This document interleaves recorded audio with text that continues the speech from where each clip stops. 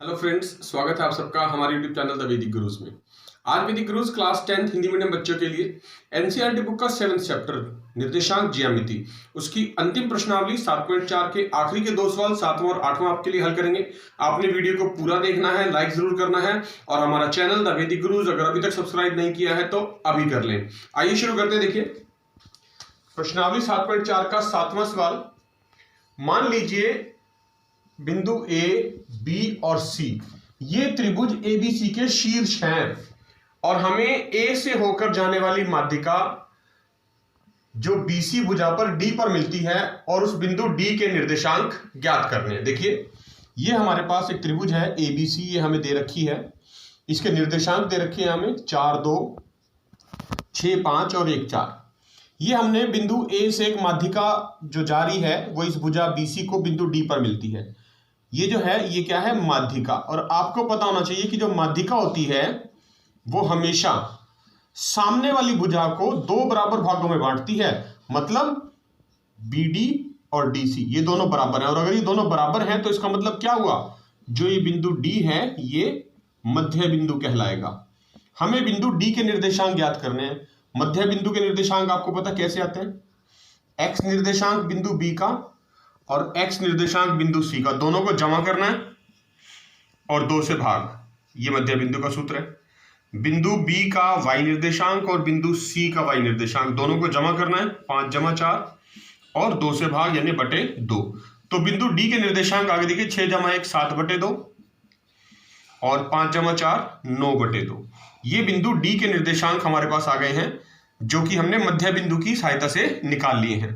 अब हमें कहा गया है, ये प्रश्न का पहला भाग था कि बिंदु डी के निर्देशांक ज्ञात कीजिए, वो तो हमने कर दिए। दूसरे भाग में कहा गया कि एडी पर स्थित ऐसे बिंदु पी के निर्देशांक ज्ञात करें कि एपी और पीडी का अनुपात 2:1 हो। ये जो माध्यिका है एडी, इस पर यहां पर कोई एक बिंदु है पी, ये इस भुजा को 2:1 में विभाजित करता है। एपी और पीडी का अनुपात 2:1 है। हमें पी बिंदु के भी निर्देशांक ज्ञात करने हैं। तो सबसे पहले देखिए लिख लेते हैं, त्रिभुज एबीसी में माध्यिका एडी जो है, माध्यिका एडी भुजा बीसी को 2 बराबर भागों में बांटती है, 2 बराबर भागों में बांटती है। और जब भुजा बीसी 2 बराबर भागों में बांट जाएगी तो क्या होगा, तो बिंदु डी जो होगा वो भुजा बीसी का मध्य बिंदु कहलाएगा, मध्य बिंदु बन जाएगा। और मध्य बिंदु के हमने निर्देशांक लिख दिए हैं, वो जो बिंदु डी है भुजा बीसी का मध्य बिंदु होगा और डी के निर्देशांक आ जाएंगे हमारे पास, हमने अभी निकाले हैं 7/2 और 9/2। कैसे निकाले, दोनों भुजा जो बी के निर्देशांक थे x निर्देशांक और c का x निर्देशांक दोनों को जमा किया, 2 से भाग, बिंदु b और c के फिर y निर्देशांक जो थे दोनों को जमा किया और 2 से भाग। तो ये मध्य बिंदु निकालने का सूत्र है। अब हमें कहा गया है दूसरे भाग में, ये पहला भाग था, दूसरे भाग में कहा गया बिंदु p जो है, बिंदु p वो माध्यिका एडी जो आई है, एडी को 2:1 में विभाजित करता है, 2:1 में विभाजित करता है। देखिए मैं यहां बना लेता हूं, मान लेते हैं ये है बिंदु ए और ये है बिंदु डी। बिंदु ए के निर्देशांक हमें दे रखे हैं 4 और 2। बिंदु डी के हमने निर्देशांक निकाले हैं अभी मध्य बिंदु की सहायता से, 7/2 और 9/2। यहां पर एक बिंदु पी है, ये इसको 2:1 में विभाजित करता है। हमें बिंदु P के निर्देशांक बताने हैं, एक्स वाई क्या आएंगे। तो देखिए विभाजन सूत्र हमने आपको प्रश्नावली 7.2 में सिखाया था, उसी का प्रयोग करेंगे। कैसे, जो ये 2 है इसको हमने बिंदु D के x निर्देशांक से गुना करना है, यानी 2 गुना 7/2, फिर जमा का निशान, और इस 1 को बिंदु A के x निर्देशांक यानी 4 से गुना करना है, 1 गुना 4, और बटे में ये जो अनुपात है इनका जोड़ यानी 2 जमा 1। इसी प्रकार y निर्देशांक भी निकलेगा। अब इस 2 को बिंदु D के y निर्देशांक से गुना करना है, यानी 2 गुना में 9/2, बीच में जमा का निशान, और इस 1 को अब बिंदु A के y निर्देशांक यानी 2 के साथ गुना करेंगे, 1 और ब्रैकेट में लिख देता हूं 2, और बटे में अनुपात का जोड़ यानी 2 + 1। तो देखिए हल करके क्या आएगा, ये 2 इस 2 से कट जाएगा तो ऊपर बचेगा 7 + 4 बटे में 2 और 1 3। इसी प्रकार y निर्देशांक, ये 2 से 2 कट जाएगा तो यहां पर बचेगा 9 + 2 × 2 और बटे में 2 + 1 3, यानी 11/3 11/3।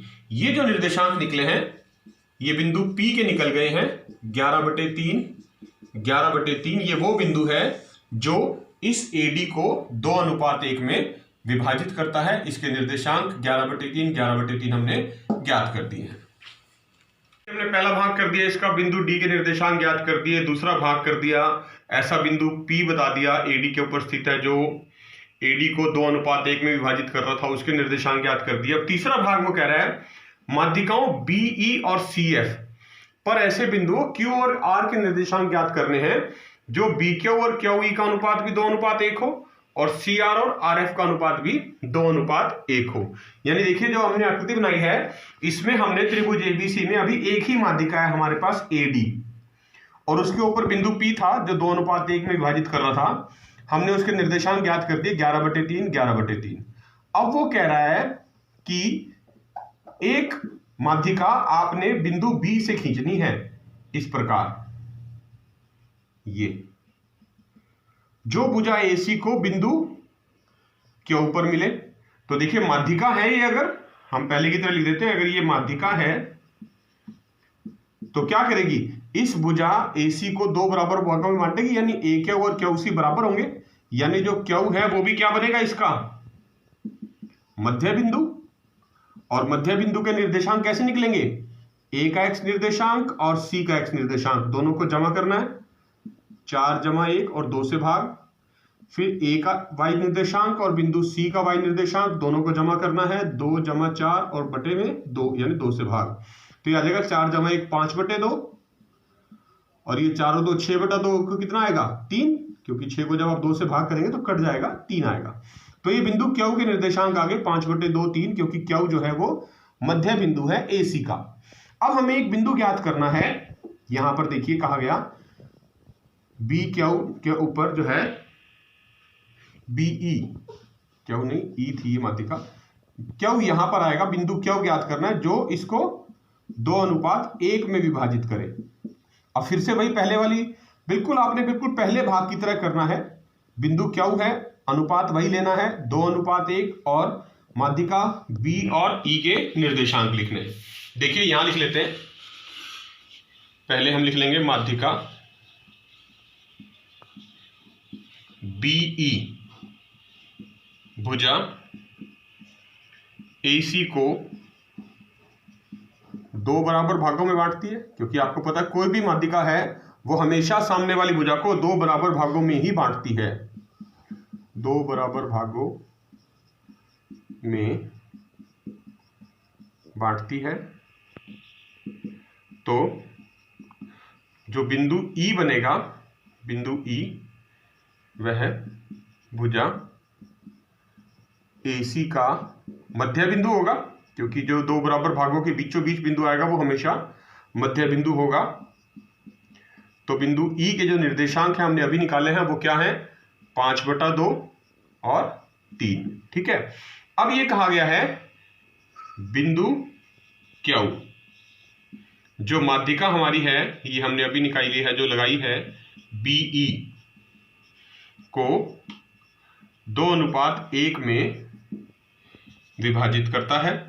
तो हमें बिंदु Q के निर्देशांक ज्ञात करने हैं, 2:1 में विभाजित करता है।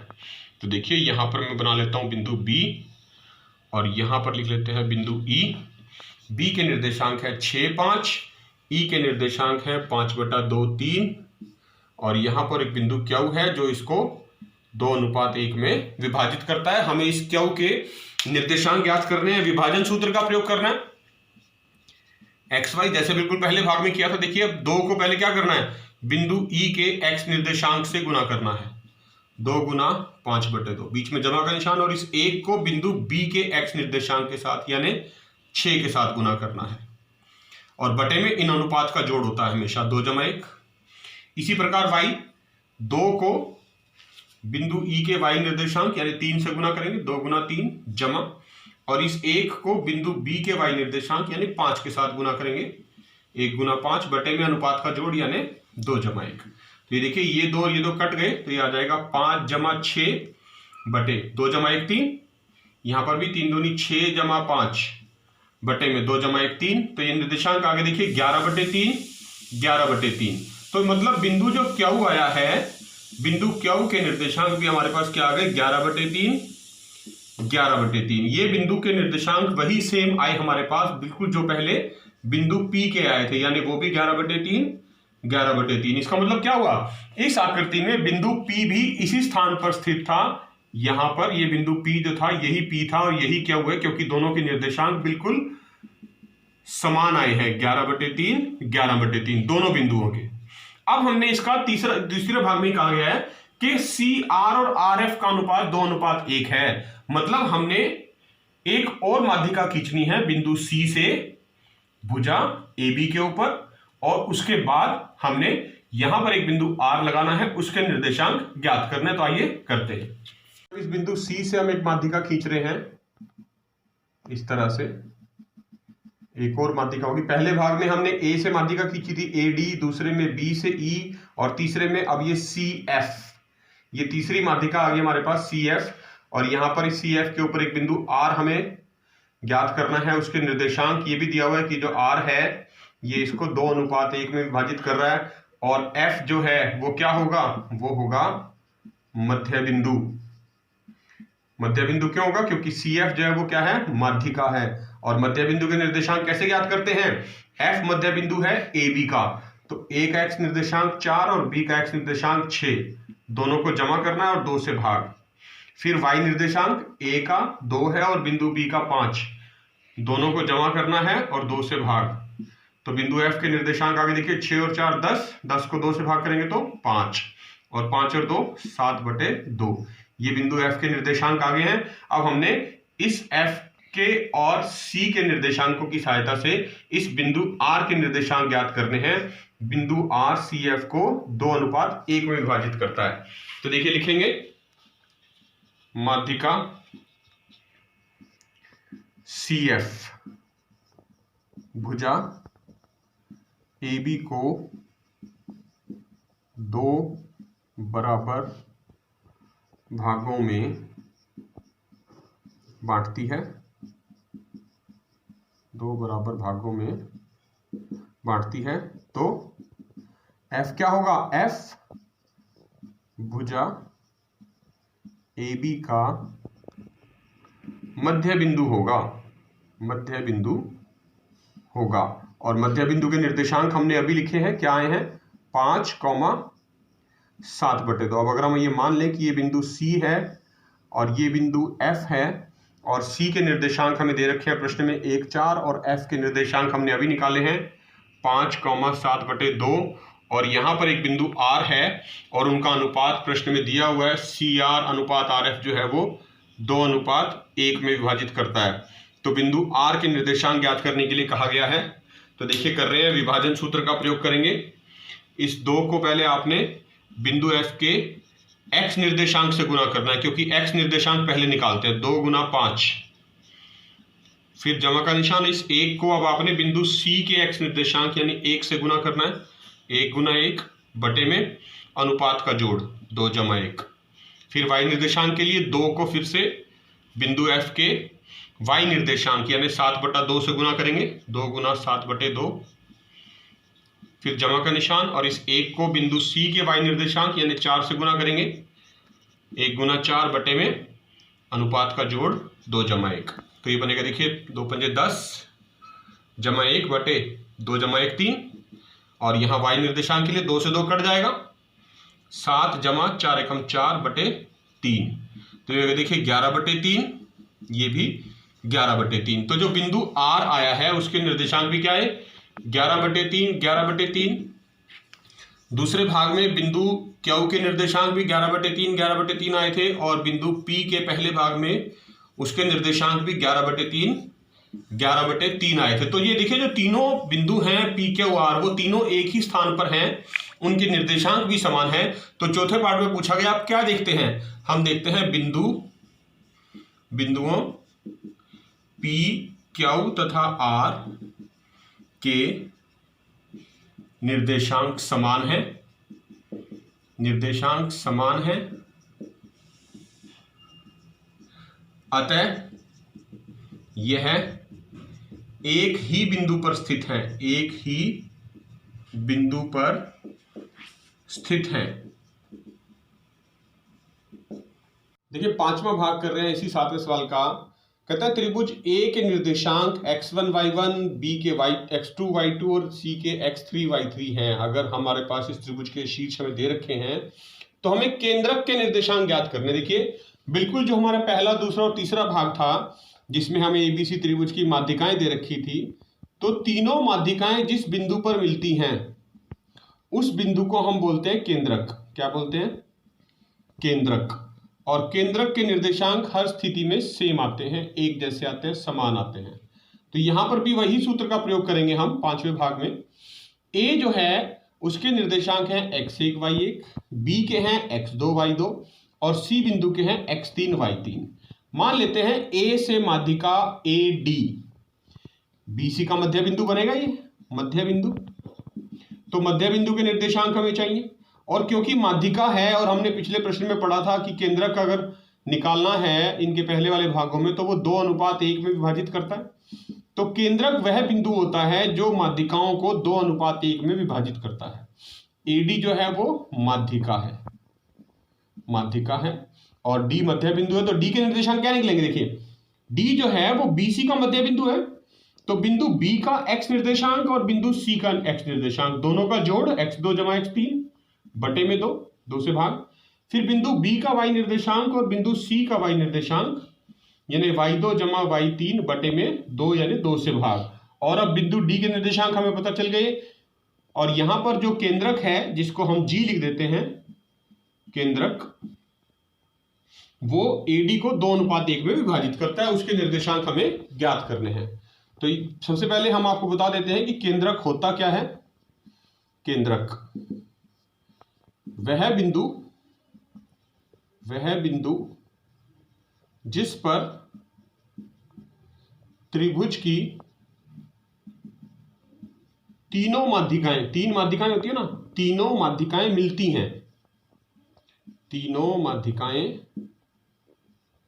मिलती हैं, वह बिंदु त्रिभुज का केंद्रक होता है। और केंद्रक जो होता है वह माध्यिका को, प्रत्येक माध्यिका को, कोई भी हो तीनों में से, को 2:1 में विभाजित करता है। ठीक है, केंद्रक जो है वो प्रत्येक माध्यिका को 2:1 में विभाजित करता है। हम यहां पर लिख लेंगे, देखिए AD माध्यिका है तथा D जो है वो भुजा BC का मध्य बिंदु, क्योंकि माध्यिका हमेशा मध्य बिंदु पर मिलती है, BC का मध्य बिंदु है। तो देखिए जो D के निर्देशांक है वो क्या बनेंगे? x2 + x3 बटे 2 और y2 + y3 बटे 2। यदि हम मान लें कि बिंदु G केंद्रक है तो क्या करेगा? तो वह माध्यिका AD को 2:1 में विभाजित करेगा, क्योंकि केंद्रक हमेशा 2:1 में विभाजित करता है, माध्यिका को कोई भी हो विभाजित करेगा। तो हमने यही बनाना है यहां पर, देखिए। और जो हमारा विभाजन सूत्र है उसका प्रयोग करना है। मैं बिंदु A के निर्देशांक लिख लेता हूं यहां पर बिंदु D के निर्देशांक, A के निर्देशांक हैं x1 y1 और D के निर्देशांक हमने अभी निकाले हैं x2 + x3 बटे 2, y2 + y3 बटे 2। ये माध्यिका को मैंने यहां बना लिया है। ये बिंदु G है केंद्रक जिसके हमें निकालने हैं, और ये AD को 2:1 में विभाजित करता है। ठीक है, तो G के निर्देशांक हमें ज्ञात करने हैं, विभाजन सूत्र का प्रयोग करेंगे। कैसे, देखिए एक्स निर्देशांक कैसे निकलता है आपको पता है, जो ये 2 है आपने इसको बिंदु डी के एक्स निर्देशांक से गुना करना है। 2 गुना x2 जमा x3 बटे 2 जमा 1 को बिंदु ए के एक्स निर्देशांक से यानी 1 गुना में x1 और बटे में अनुपात का जोड़ यानी 2 जमा 1। इसी प्रकार y निर्देशांक भी निकलता है। अब इस 2 को आपने बिंदु डी के y निर्देशांक से गुना करना है यानी 2 गुना y2 जमा y3 बटे 2, फिर जमा का निशान और इस 1 को बिंदु a के y निर्देशांक यानी y1 से गुना करना है। 1 गुना y1 और बटे में अनुपात का जोड़ यानी 2 जमा 1। तो देखिए क्या होगा, ये 2 और ये 2 कट गए तो क्या बचेगा ऊपर, x2 जमा x3 जमा x1 बटे में 3। इसी प्रकार यहां भी ये 2 और ये 2 कट जाएंगे तो क्या बचेगा, y2 जमा y3 जमा y1 बटे में 3। तो देखिए x निर्देशांक बचेगा x2 जमा x3 जमा x1 बटे 3 और जो y निर्देशांक बनेगा y2 जमा y3 जमा y1 बटे 3, यानी तीनों निर्देशांकों का जोड़ और 3 से भाग। त्रिभुज के तीनों निर्देशांकों के x निर्देशांक और y निर्देशांकों का जोड़ और 3 से भाग कर दें तो हमारे पास ये जो निर्देशांक आ जाते हैं x y, ये क्या होते हैं, केंद्रक के निर्देशांक आ जाएंगे। देखिए 8वां प्रश्न कर रहे हैं, अंतिम प्रश्न है प्रश्नावली 7.4 का। बिंदुओं ए बी सी और डी से एक आयत बनता है। इस तरह से देखिए ये बिंदु ए बी सी डी से आयत बना लिया हमने, इसके निर्देशांक भी दे रखे हैं हमें ए बी सी और डी चारों बिंदुओं के। और ये बताया जो बिंदु पी है वो ए बी का मध्य बिंदु है, बिंदु क्यू जो है वो बी सी का मध्य बिंदु है, बिंदु आर सी डी का मध्य बिंदु है, बिंदु एस ए डी का मध्य बिंदु है। इन मध्य बिंदुओं को मिलाना है आपने, इन मध्य बिंदुओं को मिलाने से एक चतुर्भुज बनता है। ये हमने देखिए इनको मिला दिया और इनको मिलाने से हमारे पास ये चतुर्भुज आ गया पी क्यू आर एस। हमें बताना है कि ये क्या बना चतुर्भुज जो बीच में बना है, ये आयत है, ये वर्ग है या सम चतुर्भुज है। हमें तीनों में से बताना है कि ये क्या बनेगा। तो हमें पता है देखिए बिंदु पी जो है वो मध्य बिंदु है, तो मध्य बिंदु के निर्देशांक कैसे निकलेंगे, बिंदु ए के एक्स निर्देशांक और बिंदु बी के एक्स निर्देशांक दोनों को जमा करना है, -1 प्लस -1, ठीक है, और 2 से भाग। फिर बिंदु ए का y निर्देशांक -1 जमा बिंदु बी का y निर्देशांक 4 और 2 से भाग बटे 2। तो क्या आएगा देखिए -2 बटे 2, 4 में से 1 गया 3 बटे 2, ये काट देंगे आप 2 से 2, 1 बचेगा यहाँ पर। तो ये आगे देखिए -1 3 बटा 2, ये बिंदु P के -1 3 बटा 2, बिंदु P मध्य बिंदु था ए बी का, उसके निर्देशांक आ गए। इसी प्रकार बिंदु Q के हमने निकालने हैं निर्देशांक, बिंदु Q भी BC का मध्य बिंदु है, तो -1 जमा 5 दोनों को जोड़ना है और 2 से भाग करते हैं। फिर दोनों के y निर्देशांक 4 जमा 4 दोनों को जमा करना है, 2 से भाग। तो ये क्या बनेगा देखिए 5 में से 1 गए 4 बटे 2 2 और 4 जमा 4 8, 8 को 2 से भाग करेंगे तो 4। तो बिंदु Q के जो निर्देशांक आ गए वो 2 4 आ गए। फिर बिंदु R इसी प्रकार CD का मध्य बिंदु है, तो D का x निर्देशांक 5, C का x निर्देशांक भी 5, दोनों को जमा करना है 2 से भाग। बिंदु D का y निर्देशांक -1, बिंदु C का y निर्देशांक 4, दोनों को जमा करना है 2 से भाग। तो क्या आएगा देखिए बिंदु R के निर्देशांक आ गए 5 जमा 5 10 बटे 2, 10 को 2 से भाग करेंगे तो 5 आएगा और 4 में से गया 3 यानी 3 बटे 2। इसी प्रकार जो बिंदु S है वो AD का मध्य बिंदु है, AD का मध्य बिंदु है तो उसके निर्देशांक कैसे निकलेंगे, बिंदु D का x निर्देशांक और बिंदु A का x निर्देशांक यानी -1 जमा 5 बटे 2 और फिर बिंदु A का y निर्देशांक और बिंदु D का y निर्देशांक यानी -1 बटे 2। तो क्या बनेंगे 5 में से 1 गया 4, 4 को 2 से भाग करेंगे तो 2, -1 -2 हो जाएगा और -2 को 2 से भाग करेंगे तो -1, यानी बिंदु S के निर्देशांक आ गए 2 -1। तो P Q R S चारों निर्देशांक हमें पता है बिंदुओं के, हमें बताना है कि ये आयत है, वर्ग है या समचतुर्भुज है। तो देखिए हम लिख देंगे P Q R और S जो हैं वो क्या है, क्रमशः AB BC CD तथा DA के मध्य बिंदु हैं, मध्य बिंदु हैं। तो अब हमें चतुर्भुज ABCD के बारे में बताना है कि ये क्या बनेगा। चतुर्भुज ABCD नहीं, PQRS, ये हमें बताना है कि ये कौन सा चतुर्भुज बना। चारों के निर्देशांक हमें पता है, लिख भी देते हैं। देखिए P के निर्देशांक है मध्य बिंदु के -1 3/2, Q के निर्देशांक आए हैं 2,4, R के निर्देशांक आए हैं 5 3/2 और S के निर्देशांक आए हैं 2 -1। तो देखिए अगर हमें ये ज्ञात करना है कि ये वर्ग है या आयत है, ऐसा चतुर्भुज है, तो इसकी भुजाओं का माप हमें पता होना चाहिए। तो सबसे पहले हम क्या करते हैं, हम दूरी सूत्र का प्रयोग करेंगे, क्योंकि अगर हमें पता है चारों भुजाएं बराबर है तो वर्ग, आमने सामने की भुजाएं बराबर है तो आयत, चारों भुजाएं और विकर्ण भी बराबर हैं तो वर्ग, और विकर्ण बराबर नहीं है तो समचतुर्भुज हो सकता है। तो सबसे पहले दूरी सूत्र लिख देते हैं। देखिए दूरी सूत्र आपको पता है क्या होता है, वर्गमूल x2 माइनस x1 का वर्ग, 7.1 प्रश्नावली में सिखाया गया था आपको, जमा y2 माइनस y1 का वर्ग, दो बिंदुओं के बीच की दूरी। तो सबसे पहले हम दूरी ज्ञात करेंगे PQ, वर्गमूल देखिए ये P है x1 y1 और ये Q है x2 y2, किसी को भी x1 y1 किसी को भी x2 y2 आप मान सकते हैं। तो देखिए मैं लिख रहा हूं -1 -2 का वर्ग जमा 3/2 -4 का वर्ग, इसको हल कर देंगे। वर्गमूल -2 -1 -3 बनेगा, -3 का वर्ग जमा ये 3/2 में से 4 घटाना है, 3/2 माइनस का 4, बटे में 1 लगा के लघुत्तम ले लीजिए आप, 2 आएगा तो ये बनेगा 3 - 8, 2 चौके 8 होता ना, इसका वर्ग। तो ये आ गया बराबर वर्गमूल -3 का वर्ग 9 जमा 8 में से 3 गए 5, बड़ी रकम का चिन्ह आएगा यानी -5/2 का वर्ग। तो ये आ गया देखिए 9 जमा 5/2 का वर्ग, 5 का वर्ग 25 और 2 का वर्ग 4। आप चाहें तो इसका भी लघुत्तम निकाल सकते हैं, 4 आएगा तो क्या बनेगा 9 चौका 36 जमा 25, जोड़ दीजिए कितना बनेगा 320 50 और 11 61, वर्गमूल 61/4। ये भुजा PQ का माप आ गया आपके पास। बिल्कुल इसी प्रकार हम QR का निकालेंगे, वर्गमूल ये बिंदु QR के निर्देशांक है 2 4 और ये बिंदु R के हैं 5 और 3/2।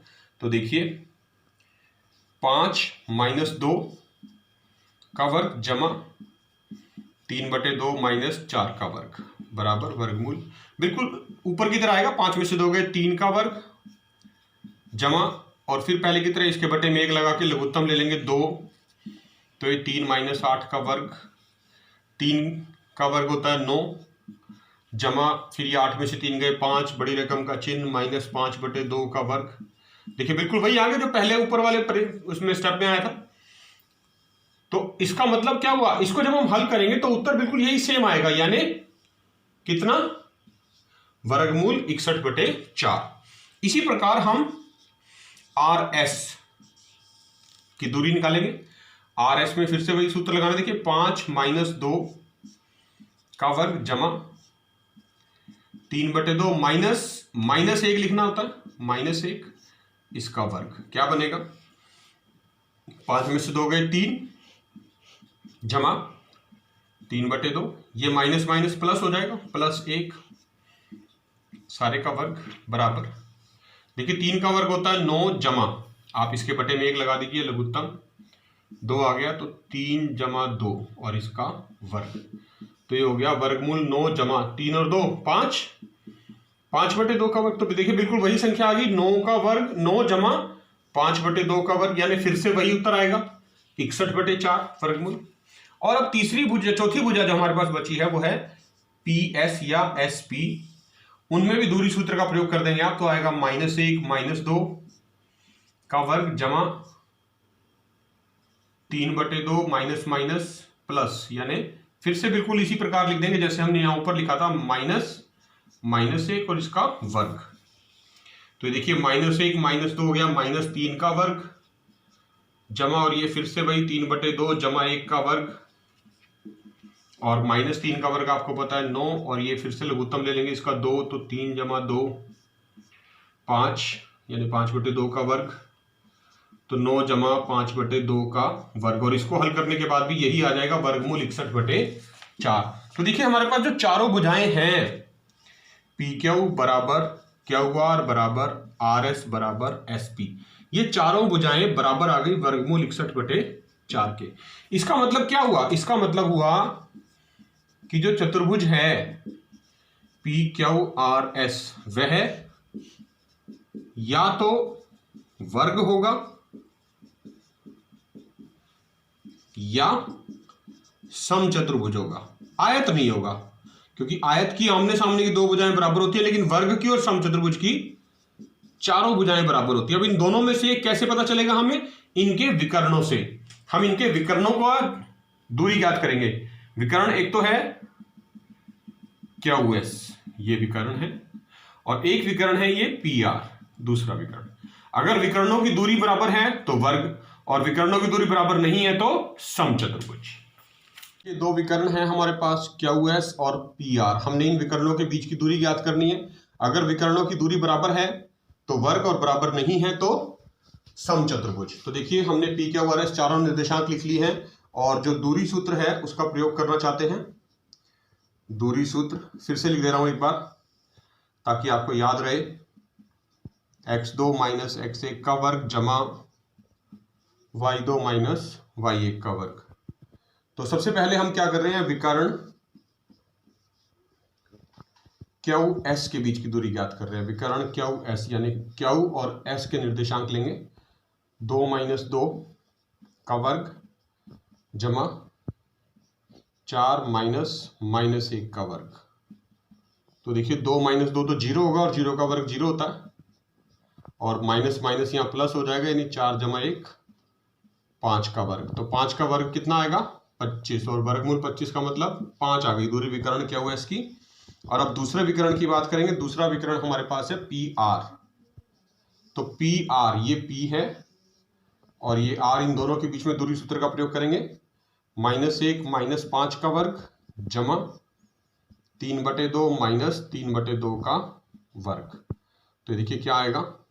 -1 माइनस 5 -6 का वर्ग जमा, और ये -3 3/2 में से 3/2 इन्हें बराबर है, दोनों कट जाएंगे, 0 आ गया। 0 का वर्ग 0 होता है, और 6 का वर्ग 36, तो 36 का वर्गमूल 6। तो देखिए जो विकर्ण क्यू एस और पी आर वो बराबर नहीं है। बराबर नहीं है मतलब, अतः पी क्यू आर एस एक समचतुर्भुज है। क्यों है समचतुर्भुज? क्योंकि चारों भुजाएं बराबर हैं और विकर्ण बराबर नहीं है, एक समचतुर्भुज है। क्योंकि चारों भुजाएं पी क्यू बराबर क्यू आर बराबर आर एस बराबर एस पी, जो चारों भुजाएं हैं वो तो बराबर आई थी वर्गमूल 61/4 के, और जो विकर्ण हैं वो बराबर नहीं आए। विकर्ण क्यू एस बराबर नहीं है विकर्ण पी आर के, इसलिए ये एक समचतुर्भुज है। तो देखा बच्चों, आपने ये थे प्रश्नावली 7.4 एनसीईआरटी बुक की कक्षा 10वीं हिंदी मीडियम बच्चों के लिए निर्देशांक ज्यामिति 7वें चैप्टर की आखिरी प्रश्नावली, और आखिरी के 2 सवाल आज हमने 7वां और 8वां आपको हल करके दिखाए हैं। बहुत इंपॉर्टेंट प्रश्न है, आपने ध्यान से देखने हैं, वीडियो को पूरा देखना है, लिखकर प्रैक्टिस जरूर करनी है।